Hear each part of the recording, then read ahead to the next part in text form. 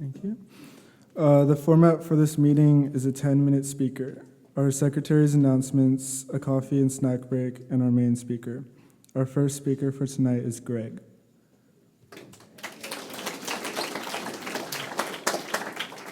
My name is Greg Dan. I'm an alcoholic.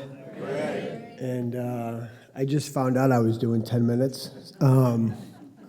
I kind of want to thank Keith, your speaker, I guess, right? It's good to be here and it's good to be sober. If you're new, I want to welcome you, and I want to let you know that AA works and it works well. I see a lot of seems like there's a lot of young people here, and it makes me feel kind of old. And I'm not that old. I don't look that old. I know that. I'm 53, and I know I don't look that old. But and I tell you, the problem that I have when I walk into a new place, it's like I see this TV, and I know this is an interactive TV, and I think, how much can I get for that? Like, what is that worth? I mean, literally, that's how my mind thinks. Because I'm an alcoholic. I'm a crackhead. I've done some other things, and I can tell you my life today is totally different than what it used to be like. And I've been sober for a little over 29 years, which is crazy.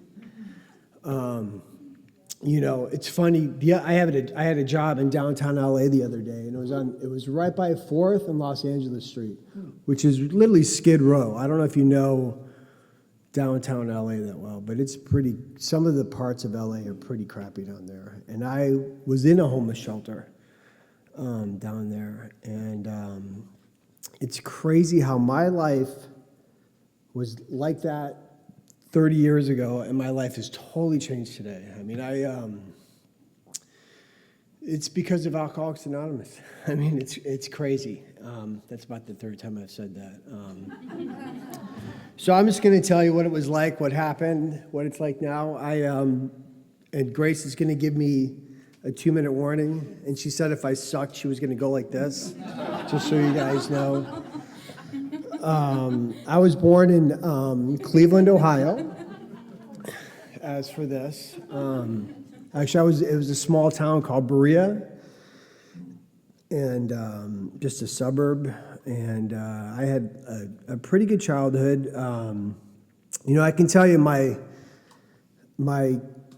what's funny where I grew up. It's like a little bit of country and a little bit of rock and roll. I don't know if you know. Like, it's just like you can go down the road and there's a cornfield, or you can go down the road and there's a city. And I have my mom's parents are true blue hillbillies. I mean, they got married when they were 15, straight out of West Virginia.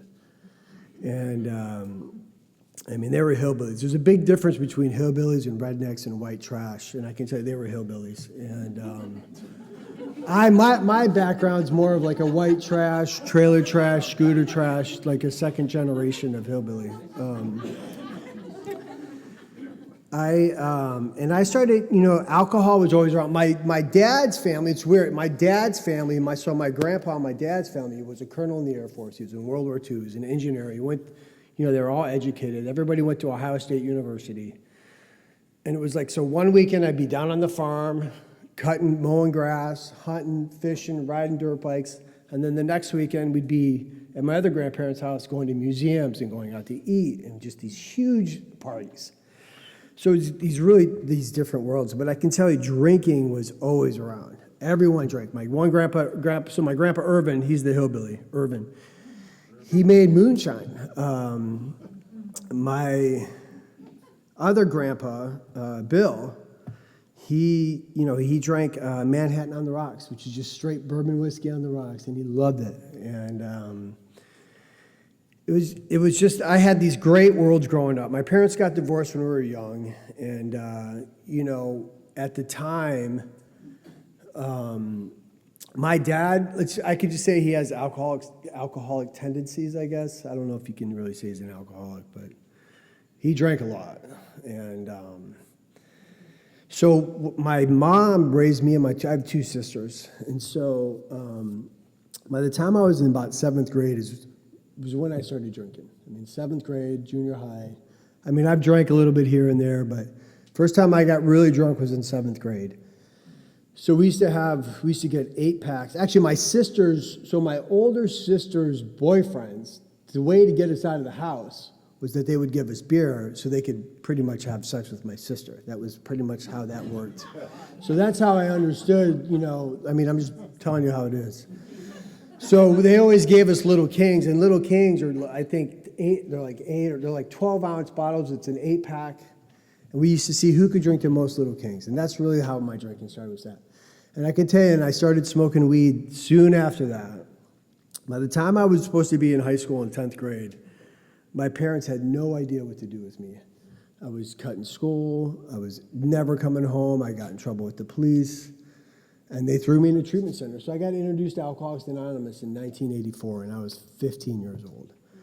And back then, I was chemically dependent and an adult child of an alcoholic, I guess is what they called it, whatever it was. Anyways, I could tell you, the older I got, the worse I got. And, I attempted to go to school. I went to Ohio State for a minute. I had that conversation with somebody tonight. And I said, at least I got the grades to get in. That's about all I made about it. I was there for 2 quarters. Realized I didn't want to go to school, and I moved back to Cleveland with my friends. And I kind of had a nasty little crack habit by then.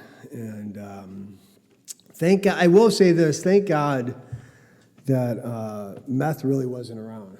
Because meth I've seen just destroy, just worse than crack.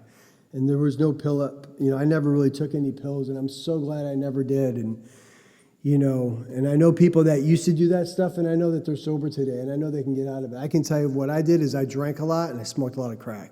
A lot of acid, too. I forgot that. I forget that. I think that screwed my brain up a little bit. But anyways, I moved to Cal. So I was working at this restaurant in Cleveland,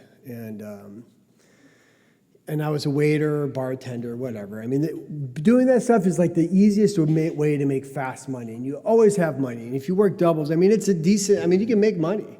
And I met a young lady, and she was a dancer, a professional dancer, not like a pole. That's still cool too, but she was a dancer, and she used to travel all over the world dancing. And she had a couple gigs, and she had to come to LA to rehearse, and then she would go to Asia or Europe or whatever. So she's like, hey, I'm leaving Cleveland for good. And she goes, do you want to come with me? And I'm like, hell yes. So that was a little over 30 years ago. And so we moved, or I followed her. I had no money. She's like, where's your money? And I'm like, I got like $500, and the only reason why I had $500 is because my mom gave me $400, and I had like $100. I never had money, and I had a backpack and a pink guitar. That's what I moved to LA with, and $500. So my friend Stephanie, she's like, you need to go to GIT, and you need to do something like that. And she's actually a big time drummer now, and she's like, go to school. And within a month of me living here, I sold the guitar for crack, and I got a really good job working at a really good restaurant, and I can tell you she was gone for like 6 months, so it was just me in LA. And I can tell you this, I was lonely. I was like super, super lonely, and I was depressed, and the only way that anything solved anything was for me to drink. And plus, I already had the habit. So it was just like, and I found everything I needed in LA. And I can tell you, I moved to LA in 91. In 1993, I was homeless and broke. I was literally walking up to this place called the Midnight Mission. Thank you. And that started my journey into AA. And I want to tell you, I got a sponsor. I went to meetings. I went to meetings on the West Side. There was a guy that ran this Midnight Mission who passed away a couple years ago. We actually had a gala for him last night at the Beverly Wilshire, or actually for the Midnight Mission. And and I'm able to buy a table for that today, and I'm able to be a part of that and help. I did couch commitments for like literally my first 9 months of sobriety. I slept on people. I had nowhere to go. I mean, I couldn't, the jobs in 93, I mean, minimum wage was like $3.35. And when you're barely working, I mean, it's just no money. I mean, it's horrible. I mean, it's horrible. Keith and I met Keith when I had about a year and a half of sobriety, and Keith and I moved in together. And, I think we got in one fight, and it was just an argument. And it's funny, we've been friends ever since. And we still do AA. I still do AA today. I have commitments. I have a sponsor. I call my sponsor. He doesn't pick up as much, but he's got a life. We all have life. If I need to talk to someone, I can call any one of my friends. I have a relationship with my family again, which was destroyed. I'm going home Monday for like a week just to hang out with she's coming up from Florida, so I'm going to go to Cleveland for like a week because the Indians won today. I don't know if anybody guys paid attention. Or the Guardians, they won today. So I'll catch a game this week. I'm stoked to go home. I love going home. I just, I didn't grow up here. So I love going home, but I love California. There's no sobriety anywhere else but in LA. It's the best sobriety. If you're new, I want to welcome you. I'm going to stop. I hope you get a commitment. Hope you get a sponsor. And I just hope you do what you say you're going to do. Thanks.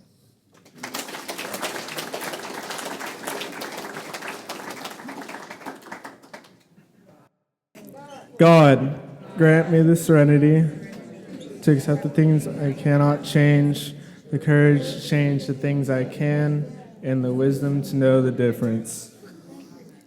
Now our main speaker will share his experience, strength, and hope with us. Please join me in welcoming Keith. Thank you. My name's Keith. I'm an alcoholic, and I'm grateful to be here tonight and grateful to be sober. I want to thank your secretary for inviting me, and I've enjoyed. I'm not sure. Did I hear correctly? Did you say that you're not allowed to smoke in Manhattan Beach at all? Wow, that really shocked me. I mean, I don't smoke, but right when she said that, I just had this craving to smoke. How dare they, deny me? And I want to thank my friend Greg for coming and doing 10 minutes on a whim. Actually, it's funny, we have a lot of history together, and Greg's actually like a brother to me, honestly. But it was when he was talking about, thinking he didn't look 53, I thought, wow, this really is a disease of perception. And I thought, well, maybe he's being honest, and it is true, he looks closer to 63 is what I was thinking, I really am grateful to be here, and I really am grateful to be sober, and welcome people who are new or relatively new. Congratulations to the gentleman who's celebrated a year sober and 4 years. There's not many big deals in AA, but I really believe turning a year sober is a big deal. And I know when I turned a year sober, I just couldn't believe it. I really just couldn't believe it. And it's not that I was a big deal or that you're a big deal. It's just that Alcoholics Anonymous, helped keep another alcoholic sober for an entire year, and that's really cool. So happy birthday. Just going to tell my story, try not to lie or exaggerate. Just give you the facts. I've been sober since June 24th, 1989, and I got sober when I was 18 and a half years old, and which is really just depressing when you think about it. But what a quitter, Jesus, And like Greg said, there's so many young people. It's so weird. I really think the whole Zoom, COVID thing, I think it hurt a lot of older people and people sober a long time in AA, but in some weird way, it helped a lot of young people, and I'm really grateful for it. My daughter just celebrated 2 years sober, and she got sober during that time. So if you're new and hanging in there, just welcome. So I proud to say I grew up in an alcoholic home. Every member of my immediate family has been sober in AA at one time or another. There's 5 of us, myself, my 2 brothers, and both of my parents. And, the only thing I'll say about that, it was just very intense. It was very intense good and very intense bad. It was not just all bad at our house, but if you grew up in an alcoholic home, you know what I'm talking about. There's just that, I don't know, unsure what was going to happen. It might be a great night, we might be laughing and having a good time, or like a fight might break out, and my dad might go after my mom. And that was like, I just grew up, remember being afraid. And I will say, I mean, that sounds horrible about my dad going after my mom, but to be honest, like my dad was like this first generation, from Ireland. He was always pissed off, it seemed like, and he just was mad. And I was scared to death of my dad.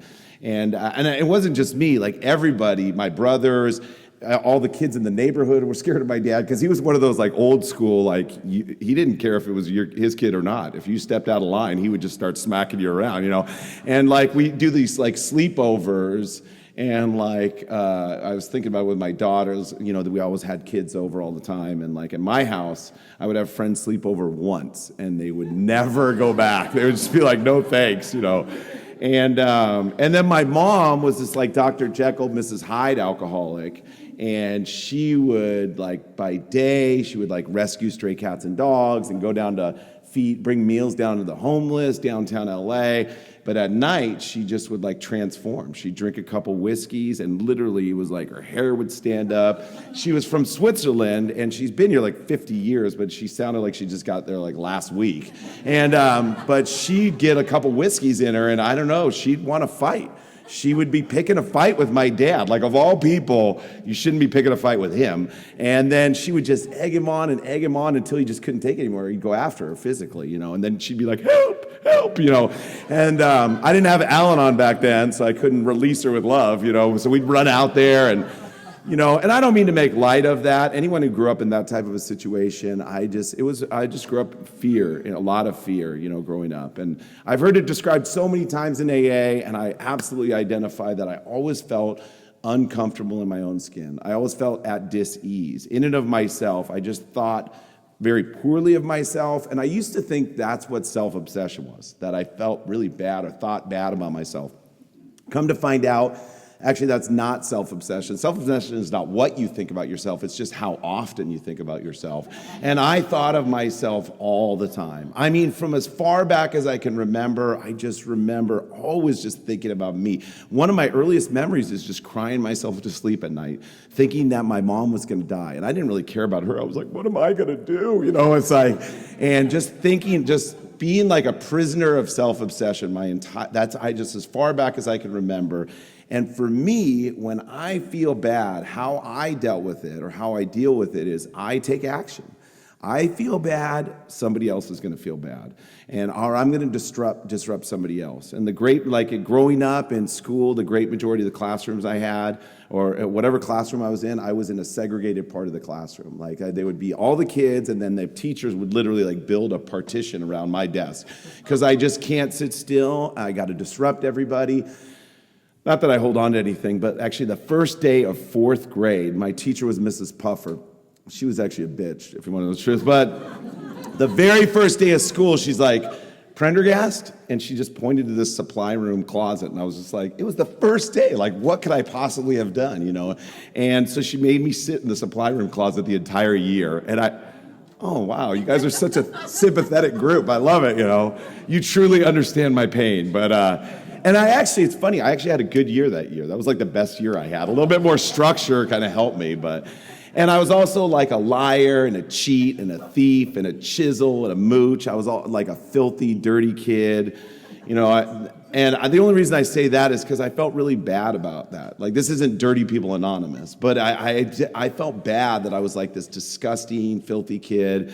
I used to wet the bed. May as well just get it all out there tonight, but again, all these things, I felt bad about myself. I felt bad about those things, but for some reason I just couldn't do, and I wanted to do good in school. I wanted to do good in sports, but I just couldn't seem to kind of get it together. When I dealt with, I feel bad, I take action. I would destroy people's property. I would key people's cars. I would rip up people's mail on the way home from school. Because, I feel bad. And I was this is bullying now has a really bad name. But back then it was I don't know, I was just one of those bullies. I would just bully kids. I would just torture kids because I felt bad, and my big outlet was sports. I loved playing sports just my entire life.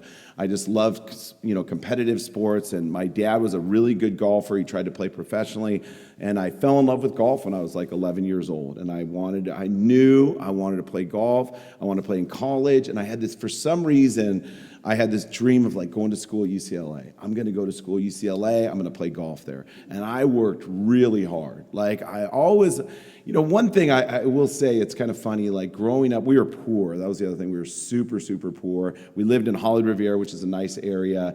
It's not Manhattan Beach nice, but it's pretty nice. And so one thing I'm grateful for is we always had to hustle. I had to hustle if I wanted money, if I wanted stuff, and I worked hard. I never was shying away from work. And when I fell in love with golf, I was obsessed about it.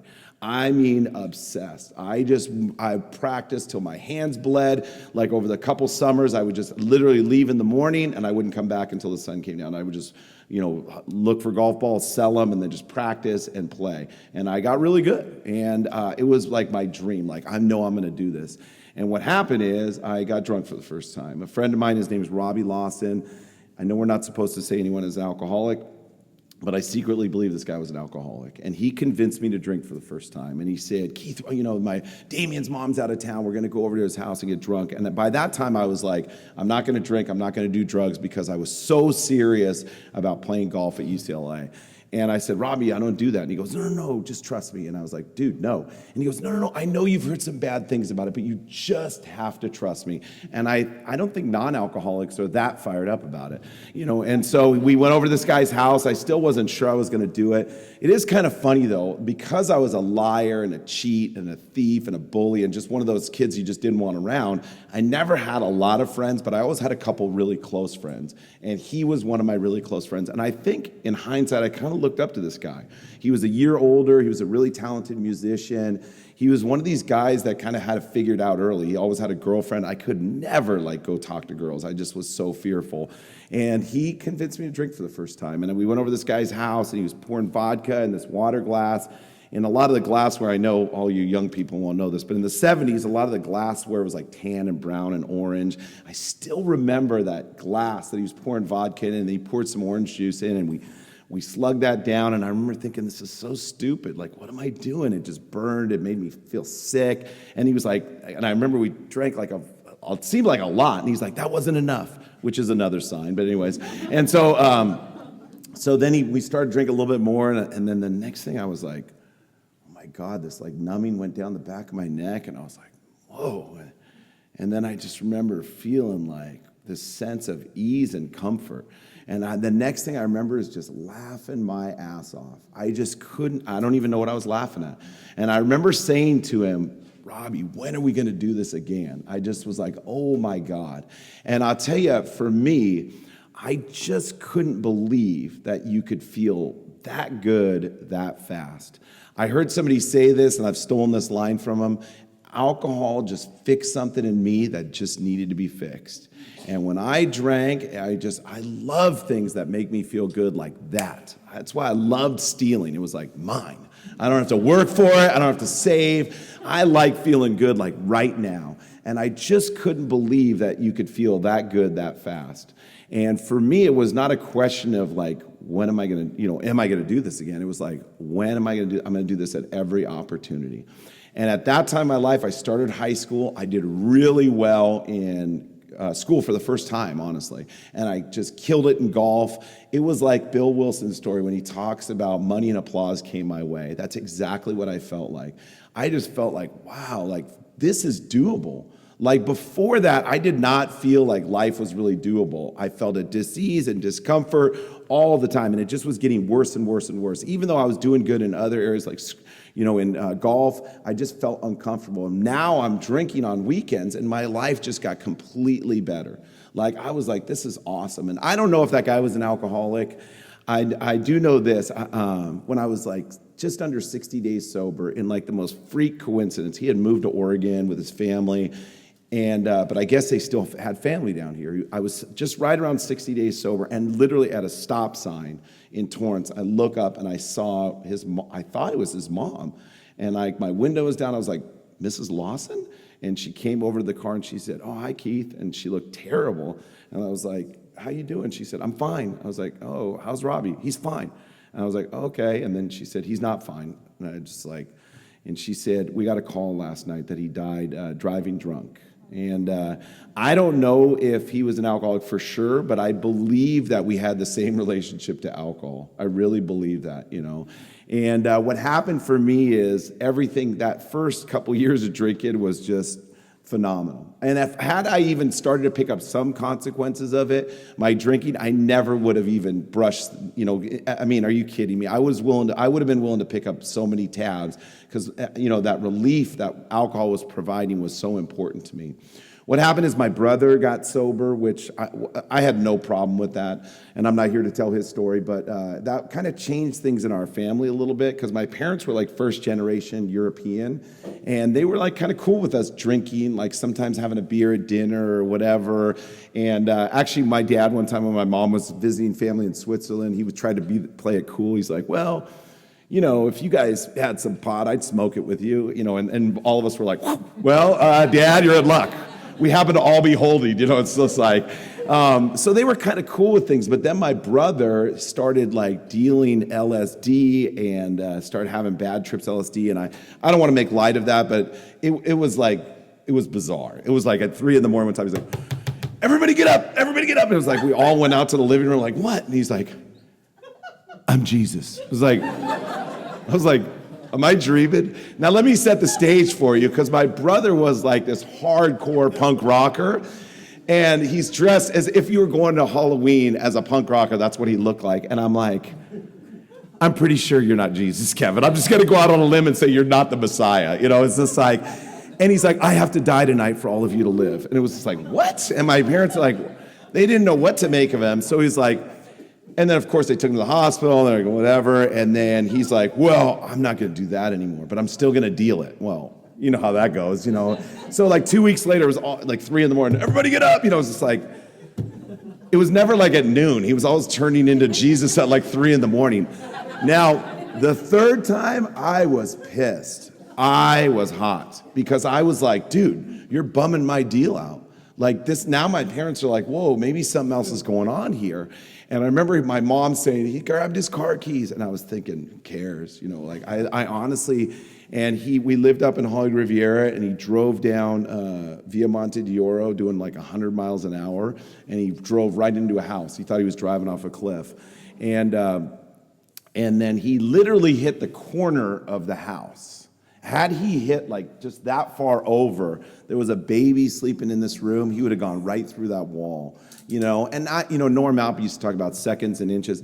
Now, listen, I don't believe God loves him more than somebody who kills somebody. I just think we were really lucky that night, our family. He hit the corner of the house. He knocked the entire house off its foundation. And it just looked like something out of like a Dr. Seuss cartoon. And he went, the Torrance police got him, and they were going to release him to like on his OR. And he was like, no, I can't leave. And they're like, what? Like, if I leave, my family's going to have to die tonight. And they're just like, what? And he got into a hassle with the Torrance Police Department. He broke one cop's nose, and he bit another one. If anyone's planning to go out and get into an altercation with the police department, I would strongly recommend not doing it in Torrance. Because they almost beat him to death, if you want to know the truth. And he had it coming in some ways, And they broke his sternum, and he was down in USC County Hospital, and my family was like, we're going to go see Kevin. You going to come? And I was like, nope. And I honestly didn't care if he lived or died. I was so pissed off at what he was doing to my drinking. Like, how dare him? Because it was still working. It was like fun for me. And this was like during the fun period. And what happened is my alcoholism progressed really rapidly. For a year or two, it was kind of like weekends and a few nights a week. And then it was every day at some point. I was drinking or putting something in my system. And then it was in the mornings or at lunch and at night. And then it was every day. It would be the first thing I would do in the morning, at lunch, right in the afternoon when I got out of school, and then all throughout the night until I passed out. And I'll tell you something crazy for me about my alcoholism is my alcoholism progressed like wildfire. I don't know if anyone else felt like this, but when I got to Alcoholics Anonymous, I felt like nobody had been there for me. I felt so alone, like nobody had been there for me, which is such a joke. There were so many people who tried to intervene in my life and help me. There was so many people who sat down and were like, Keith, what are you doing? I had teachers and coaches and, like counselors. And I remember the dean of my high school, they were always searching me because they thought I was dealing drugs, which I never did successfully at all. And so they were always like, search him. They'd pull me out of class and they'd always give me that same line. Well, we've had reports that you're dealing. I'm like, whatever, And this one time I was like sitting there all smug. But this particular day, I had been up for 2 or 3 nights. And when you've been up for 2 or 3 nights, it's obvious you're just not in peak form, And I was sitting there, and the dean of my high school started crying. She started crying. She was like, look at you. Look at you. Don't you see? You were doing so well. Because she had known my brothers. I was the youngest, and my brothers were troublemakers, and they had all kind of known us. We weren't like real trouble, like guys were like, but we were in enough trouble. And she started crying. And I went from being all smug, like, go ahead, search me, to like, oh my God, like, get me out of here. That look we get from people, just that hurt and disgust. And I swear, if I don't get anything else out of Alcoholics Anonymous, just not getting that look from people anymore. And man, I'm overpaid, And she was just on the periphery of my life, What happened is, like, I became, like I said, a full-blown alcoholic. And the craziest thing for me about alcoholism, and this is just my experience, I'm not proclaiming for anyone else, but this has been true in sobriety also. Back then, I didn't have a sponsor or people that I check in with or really good friends. I was just on my own. I thought I was doing fine. I thought any day UCLA is going to call me, I'm going to get that letter offering me a scholarship. I thought everything's fine, which is such a joke. Things were so far from fine. My parents were trying to intervene in my life. I had this one family that tried to help me, and I was like, I talked to my dad. I'm like, hey, I'm going to start applying to colleges, whatever. I don't know, it's like junior or senior year. And he just started laughing. He's like, are you serious? I was like, yeah, why? He's like, Regina, he called my mom over. Listen to this. And they both started laughing. I'm like, great. I've worked so hard, which is like, he's like, and I remember he said, I'm not going to go pay for you to go drink for 4 years. And I just was all hurt, so I was telling everybody, playing the victim, my dad's not even going to pay for my college, And this one family that I knew, I had been friends with this guy a long time, and they were really, really decent, good people. And the mom came, he said, hey, reached out to me, he said, hey, listen, if you want to, I heard that your dad, whatever, you can come stay with us, and you go down to Dominguez Hills, and you fill out an application. If you get in, we'll take care of your books and your tuition. And you could stay with us. Dave's going off to college. And I was like, wow, really? Thank you. That's what she said, but go down and apply. And I was like, yeah, of course, absolutely. And I ran into her the next time. She goes, hey, did you get that application? I'm like, no, but tomorrow I'm going to go.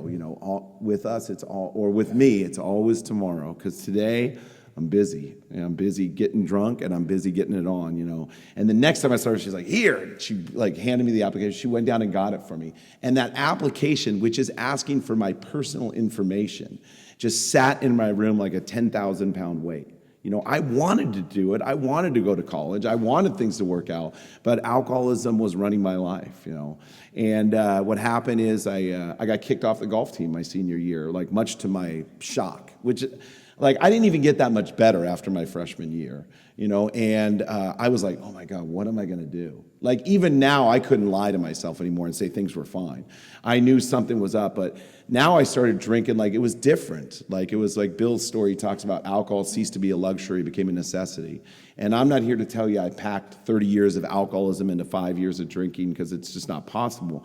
But for me, I couldn't stand the conditions of my life anymore, and it wasn't just being a little buzzed, wasn't going to work. It was like oblivion all the time.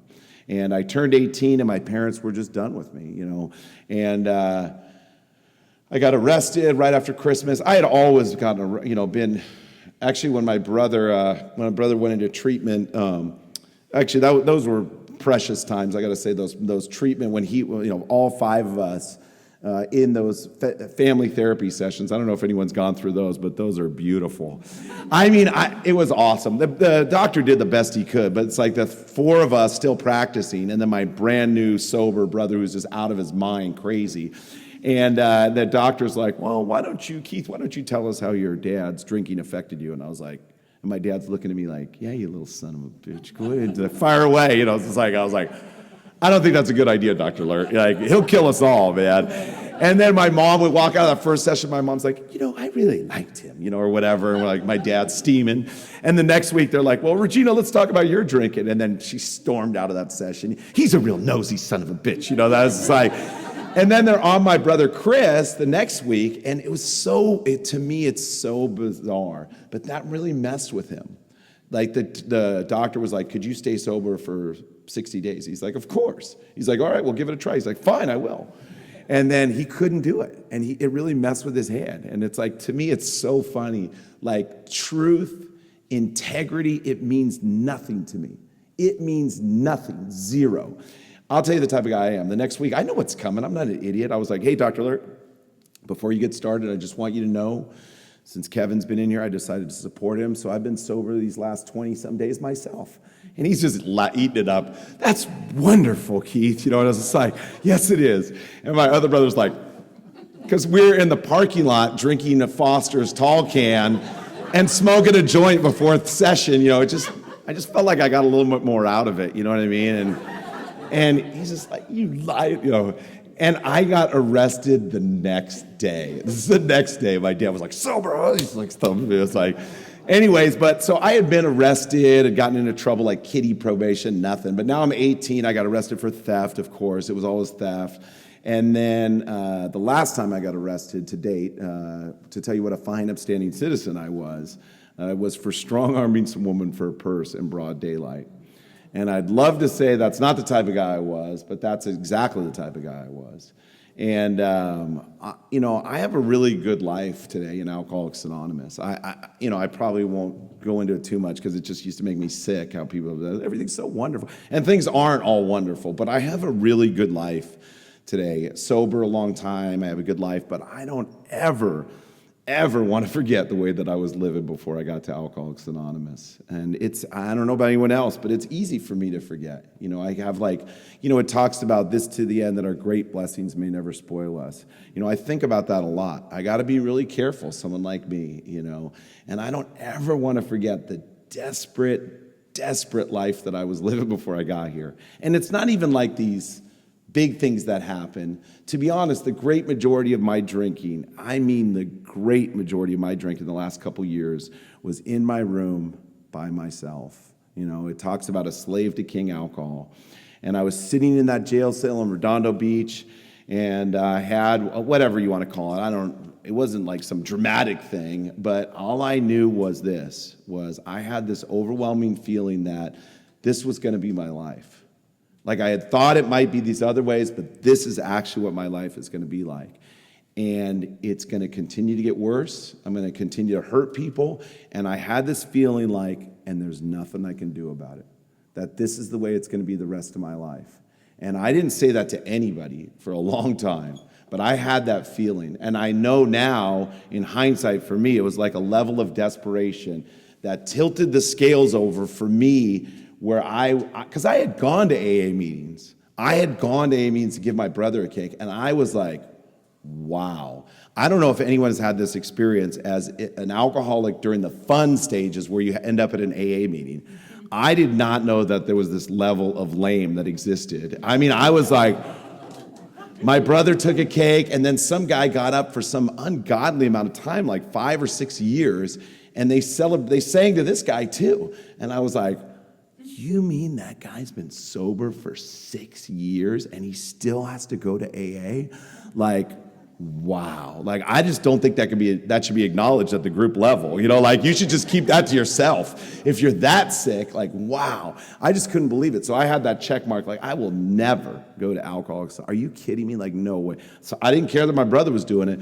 So what happened is I didn't call my brother and say hey, I need to go to a meeting. My parents bailed me out of jail. I'll never forget the look on my mom's face, her youngest son, and I was her favorite. Bailing her purse-snatching son out of jail, just like that look of hurt and just utter despair and disgust.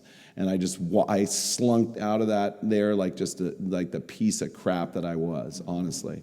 And I went to see this lawyer because I knew I was in a lot of trouble. I just thought, I'm going to jail for a year. I just had it in my head, a year. Like I can't avoid it. I haven't even been to court on that other thing, and now I got arrested for robbery and strong arm robbery, and so I went to see this lawyer because I was scared. I did not want to go to jail for a year, and I went up to this guy's house, to his office, and I'll tell you something about that.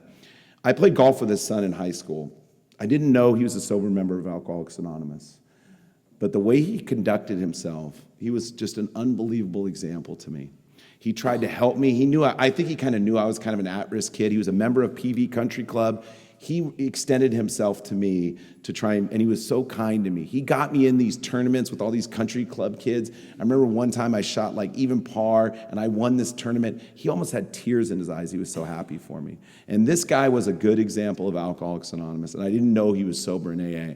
So when I went to see him and I said, "Hey, Sid, this has kind of happened. I did this, I did that." I was kind of talking about it like it was a jaywalking ticket. Like, it happens, And I remember he's like, "Well, that's not unusual behavior for an alcoholic." And I was like, whoa. I was a little bit taken back, to be honest, because I was like, I wanted to say, "Sid, I've been to AA. I'm not an alcoholic. I might be a purse snatcher, but I'm not an alcoholic, for Christ's sake. Like, I haven't stooped that low, but I didn't say anything. And then he said, "Well, you want to meet me in a meeting tomorrow night?" And I was just like, okay.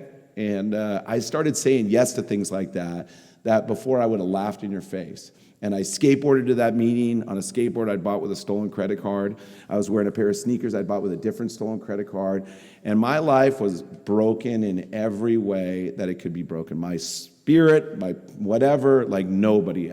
My one brother that I was still drinking and getting loaded with, the day after I got arrested for that purse snatching mishap, he caught me breaking into his car. And he was like, "You don't break into my car. We break into cars together." He's like, "I'm ashamed to have you as a brother."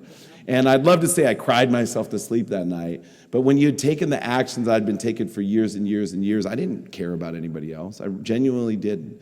And so when he asked me to meet him at that meeting, it was the Foot Stompers in Redondo Beach.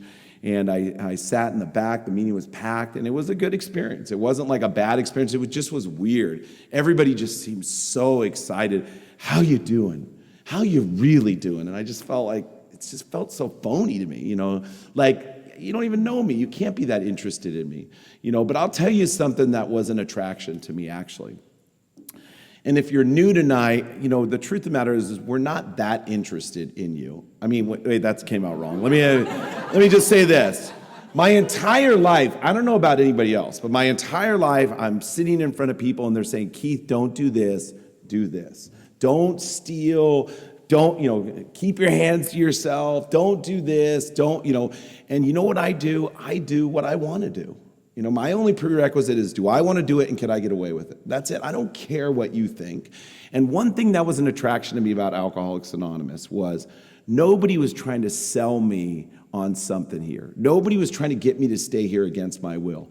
Our literature could not be more clear. If you don't think you're an alcoholic and you don't want to stop drinking, we wish you the best. And it's not like, "Oh, we'll be here when you get back." Hey, you may not be an alcoholic. I've been sober 33 years. I've seen plenty of people who come to AA who aren't alcoholic. Who just happen to get a DUI or something like that.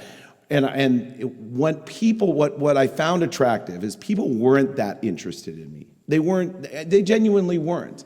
What they were interested in is, I've come to find out, they were interested in finding out, do I have a problem drinking? Do I want to stop and I can't?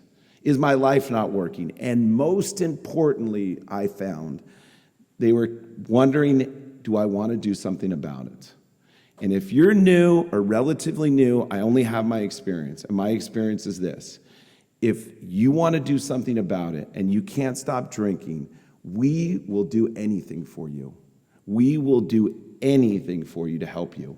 And that's been my experience. A handful of guys. I'll tell you something that happened. Very few times, I don't think God intervenes and says, "Keith gets this or Keith gets that." But something that happened, I woke up that second day and my phone rang, and this guy offered to take me to a meeting. I didn't give anybody my phone number, but that lawyer sponsored some guy, and he said, "Hey, call this guy." And this guy gave me a ride to a men's stag. It was actually here in Manhattan Beach. And this guy was like an old timer, and he was on fire. He had like 64 days or something. I was like, 64 days? Are you serious? Like, holy smoke. And he was like on fire. We went to this men's stag. I don't remember anything about that meeting except they had a lot of cookies. And the couple guys were bitching about their girlfriends or something. It was kind of funny or whatever. And we're driving home, and something happened to me that I'm so thankful. But we were driving home, and he was on fire about this meeting. My home group is this morning meeting in Harbor City. It's like the best meeting in Alcoholics Anonymous, Monday through Friday, 7 a.m. And then something came out of my mouth, and I was like one of those things where it comes out of your mouth, you're like, damn it, why did I just say that? And I said, would you mind giving me a ride? And that changed my life. Because that guy was like, yeah, absolutely. I was like, oh, whoa, easy. Right away, I'm like, oh, big mistake. And that guy, he took me to that meeting. It became my first home group. And there was a few men in that meeting that kind of took me under their wing. And I tell you what, I will never be able to repay the debt of gratitude to those three guys. They took me to meetings. They gave of themselves to me. They bought me breakfast. They ended up getting me into a recovery house. It was funny. They all lived in San Pedro. I don't know. And my parents lived in Hollywood Riviera. And the meeting was in Harbor City, which is obviously right next to San Pedro. Meetings at 7 a.m. And they got my sorry ass there every single day. Never one day did I get a call say, hey, man, I just want to make the 5-minute commute, not the 25-minute ride to your mom's house and then to the meeting. And they got me to that meeting every single day. And they ended up helping me get into this recovery house in San Pedro, one of Fred Brown's house is. And a recovery house isn't mandatory, but it sure helped me a lot. I'll say that. It was in San Pedro. I think they just wanted to shorten their commute, to be honest. They're like, we got to get this guy, get someone to live in San Pedro. It's killing us. But I tell you what, my recovery really started in that house because they spoke in a language that like I understood. They would be like, new business. The chairman would run the house meeting and they'd be like, Keith, dude, your room stinks. Do your laundry, clean it up. And they would just move on. And I'd be like, wait, hold on. Like, can I explain? I want to explain. And I don't know if there's any other explainers in the room tonight, but I got some bad news for you. Nobody cares why you're not doing what you're supposed to be doing. And I mean nobody. And so they would just move on. And they got me to take action. After I was there for like 6 weeks, they're like, what are you doing? What do you do? And I was like, I'm a student. They're like, a student? When's the last time you went to school? You go to that morning meeting, you just come home and sleep. I was like a base of myself. But they're like, when's the last time you went to school? I'm like, it's been a couple months. They're like, yeah, you're not a student. You're not doing anything. You're a bum. Get out there and get a job. It's Thursday. You got till Tuesday. Find a job or pack your stuff. And I would just be like, whoa, man. They're just like, take it easy, And so I walked around the neighborhood, and I got a job at a gas station on 25th and Western at the 76 station. That's now a Chase. I got a job there, and I was like, well, this will just be temporary. Now that I'm sober, I'm going to build my empire. Turns out for me, not so much. I worked there for 3.5 years. 3.5 years of sobriety. But I learned more at that job than I have in all my other jobs put together. It wasn't the first paycheck I got. Actually, the first job I got in sobriety was at PV Golf Course, and I got fired for stealing, of course. And then I got this job, and it wasn't the first paycheck I got, but at some point I got a paycheck, and I hadn't stolen anything for 2 weeks. And I remember getting that paycheck, and it actually was not just money. There was something else there. It was like I didn't even know what integrity was or what doing a good day's work for a good day's pay is. But I learned more about that job. And then, as I got sober, my first prayer in Alcoholics Anonymous, I was like, God, I think I'm ready. I'm like 5-6 months sober now. I think I want a girlfriend. It's like, and bam, God just answered my prayers. I don't know about anyone else, but God must really like me, And so I had a girlfriend, but I should have been a little more specific because she was married. So it was a little bit so I was in this, and then one night I left the gas station and I left the front door open, not open, just unlocked. And the alarm off and the safe open, and we got broken into. And my boss is like, what happened? I want to know. And I was just like, Okay, well, you know how we overshare. I'm like, well, you know my girlfriend, well, her husband's being a real jerk, you know, and then this, and she came by, and, you know, she was talking about breaking up, so I had to go tell, you know, he's just like, whoa, pump the brakes, you know. And he said something to me that I've thought about so much. He goes, Keith, you see that corner there? And I was like, yeah. And he goes, whatever problems you have, just leave them at that corner. When you're here, just do your job. Just do your job. And I have thought about that so much with my work, in my life at home, as a father, as a husband, in Alcoholics Anonymous. Just do my job. Just do my job. You know, whatever my job is, just do it. And recovery for me was just very slow. I wish Alcoholics Anonymous worked like drinking. If it did, if it worked like that, I really believe we would have to have meetings like in the Rose Bowl. You know, but it just doesn't work like that. It works slow. It works so slow. Listen to our literature, you know. If we're painstaking about this phase of our, it's just like, you know, it worked so slow, I didn't even think it was working, you know. But I'll tell you some of my fondest memories. They made me get a sponsor at that recovery house, and I had nothing in common with this guy. He was like an interior designer. He's gay. This is how stupid I was. I didn't even know he was dating one of the guys in the house. I don't know. He was there sometimes. I bought pizza, seemed like a nice guy, you know, and they made me get a sponsor, so I was like, fine, I'll just get him. And it's not, in 1989, there was not a lot of people out in San Pedro, I guarantee you that. And he was in the closet. And, some of my fondest memories were working the steps with that guy. Going over to his house, going through the book, and working the steps, and identifying with another human being. And that identification with him is like with other alcoholics. It's like my prized possession, you know. That my problem, as it turns out, is alcoholism. I thought there was other things, but it turns out my problem is alcoholism and my solution is Alcoholics Anonymous. And it just worked very slow for me, you know. I have a really good life, and there's been a lot of ups and downs in my life. You know, I'm married to a sober alcoholic. Yuko's 25 years sober. She's the best member of Alcoholics Anonymous I know. She devotes her life to helping other alcoholics. And we had 2 kids. I'm going to enlighten some of you younger people tonight. There's a little misrepresentation in AA about kids. Everyone's like, oh, it's so wonderful. My daughter's so-and-so, my son so-and-so. Kids are a giant pain in the ass. I'll tell you right now. They're so easy to make, and they're so hard to take care of. Oh, my God. And having a kid, parenting is so hard, my God, because I want to take care of me. I don't want to take care of that little crap, you know. But I will say, being a father to those 2 daughters, I absolutely I was meant to be a father to those girls. They've just brought me so much happiness. And I fell into the misconception as a sober alcoholic that I could love any potential alcoholism out of my kids. I really felt like people would say, I'm saving a seat for my son. I thought, not me, baby. I don't want my kid to be in AA. Like, no way. And I just thought there's no way. And then when my daughter was in her sophomore year of high school, it was like Linda Blair. Her head just spit around and she became this monster. And she went through our house like Grant went through Richmond. I mean, she just destroyed our. It was like, what is happening? My wife and I started struggling like we never struggled. We were talking about getting divorced. I mean, it was so crazy. And she ended up like on the streets, living in her car. And she'd roll up to the house and start telling us all what we're doing wrong. I'm like, you're living in your car. Like, come to my house and tell me what I need to be doing in my life. But it was heartbreaking. And when she got beaten up and this guy stole her car, and she came and she was just out of her mind. And she ended up getting sober. Like I said, she's 2 years sober. I'm super grateful for that, you know.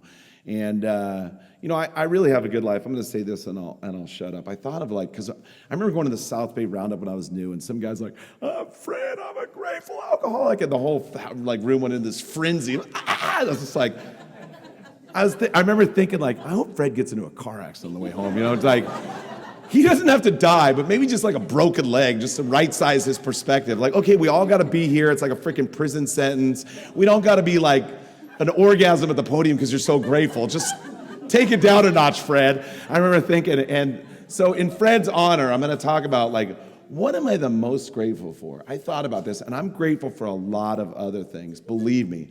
But I thought 3 things that I'm absolutely the most grateful for. Number 1 is my physical sobriety. I didn't put anything in me today, just today, that affects me from the neck up. Nothing. And I'm so grateful for that. I don't ever want to lose sight of that. that today that I'm not a slave to King Alcohol anymore, that I'm not battling the obsession to drink and losing, because it could be me tomorrow, tonight. Absolutely could be me. I really believe that. And I don't ever want to lose sight of that. I hear people say it's quantity, not quality. Well, I get that. But I'm telling you, I got no chance at any quality if I'm not sober today. And I don't ever want to take that for granted. The second thing I'm the most grateful for is how I feel in my own skin. Life has its ups and downs. The deal with my daughter was the hardest thing I've ever been through. My dad was 5 years sober and drank again and drank himself to death. Like literally, like leaving Las Vegas, drank himself to death. And I assure you it's no prettier to die from alcoholism today than it was at any other time in history. And watching my dad suffer for months until his body just shut down was just really, there's ups and downs in life.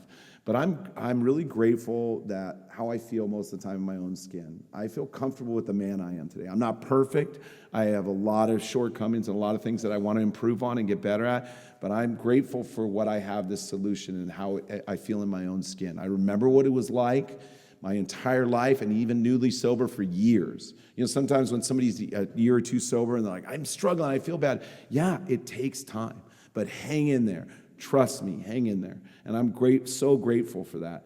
And the last thing I'm the most grateful for is this purpose we have in Alcoholics Anonymous. There's people like Steve and his lovely wife, who's way younger than him, his trophy wife. There's people that I don't even know their last name. And I genuinely love people. I have this love for it. Greg is like,